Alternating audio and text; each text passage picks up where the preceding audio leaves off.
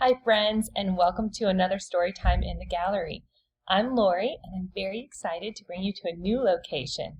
I'm in the Dunn-Seiler Museum, which is located in the program called Geosciences here at Mississippi State University. Geosciences is an incredible field in the sciences that studies everything from rocks to fossils to crystals to all kinds of different stones, and they look at the earth around us and underneath us. So it's a great place to visit if you ever find yourself at Mississippi State University. Come by the Dunn-Seiler Museum to look at all of the different objects they have, including this amazing cast of a Triceratops skull. So today I'm also bringing you another great story that I think you're going to enjoy.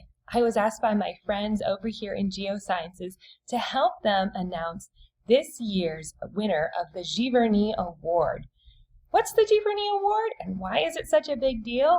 Well, the award is actually given to an amazing book that was written and also illustrated so that it combines art and science in an incredible and exciting way to make you, the reader, excited about science and art. So, the Giverny Award means a lot to the teachers here at Mississippi State University. It means a lot to the authors, the writers, and the artists who win the award. And I'm very excited to be part of the big announcement for the 2021 Giverny Award recipients. And we have this amazing plaque in the background. This is the award that the authors will get. So the winner for Best Children's Science Picture Book is Little Turtle and the Changing Sea, written by Becky Davies and illustrated by Jenny Poe. This is an amazing book, and I can't wait to read it to you today. So get cozy and get ready for another great book.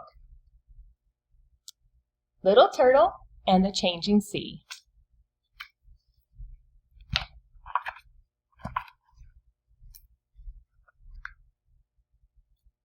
It began with a thunderstorm.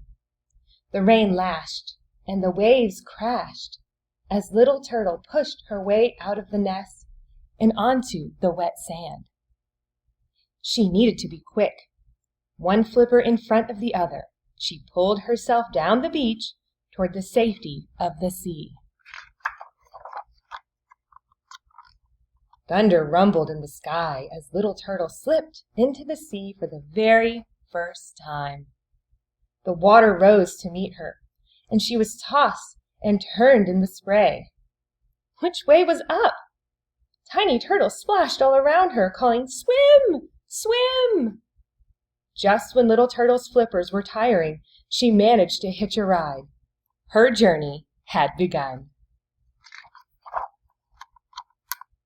Warm currents carried Little Turtle over a carpet of color. She danced with the swaying seagrass. She swam with fish of every shape and size. "What beauty!" she said. Happy and content, Little Turtle climbed into a cozy hole in a rock and slept. Months passed, and Turtle was no longer little. She had outgrown her hideaway.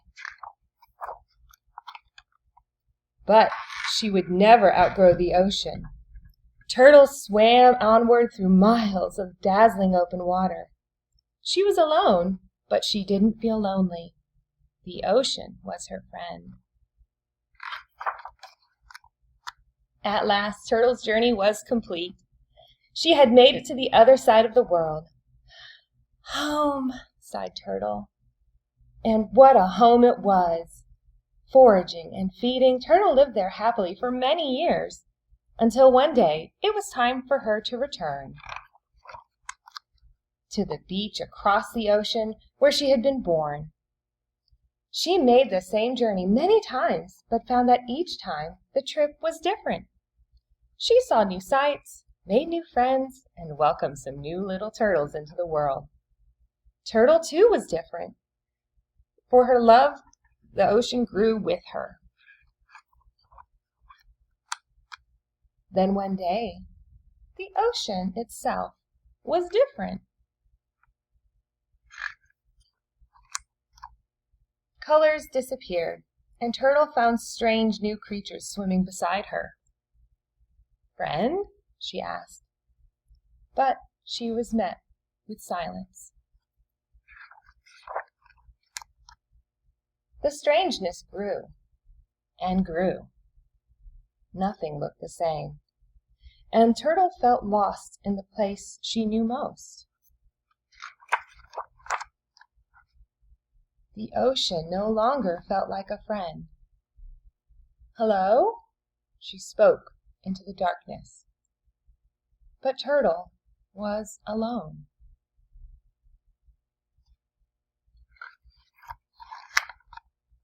Just when Turtle thought her journey was over forever, figures emerged from the strangeness and swam toward her. Turtle was free! Little by little she watched as they tended to the seagrass, the coral, and her friends. Then they cleaned up the garbage. "Thank you," she said. They had returned her to the ocean, and began to return Turtle's ocean to her. It was beautiful once more, and she loved it with her whole heart. The end. This is a great storybook, and there's more information at the back of the book so you can learn all about the environment that little turtle comes to know as her home and how it's changing all around us.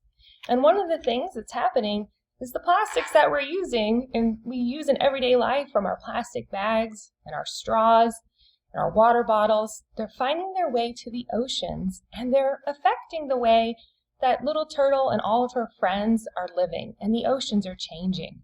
And one way that you can think about how our plastics and the materials around us are making their way out into the natural world is to look at the objects around you and maybe even make something new from them to celebrate new ways we can use these things so they don't make it out into little turtle's world.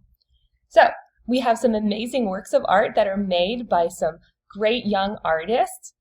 In 2019, the Dunn-Seiler Museum and Geosciences program here at Mississippi State University had a wonderful program so that students were using plastics and cardboard and paper, things we might consider trash, and they were making works of art and sculpture out of them. So once again, art and science coming together to create something new and something amazing. And so we have some works of art here made by some little artists. So Audrey Marr is actually in high school. So she took first place in the high school division in 2019 for this beautiful turtle. We've got this amazing bald eagle made out of plastic straws made by Rick Wolford, who took second place in this high school competition in 2019. And then we have this great turtle that's made out of plastic bottles and plastic bottle caps.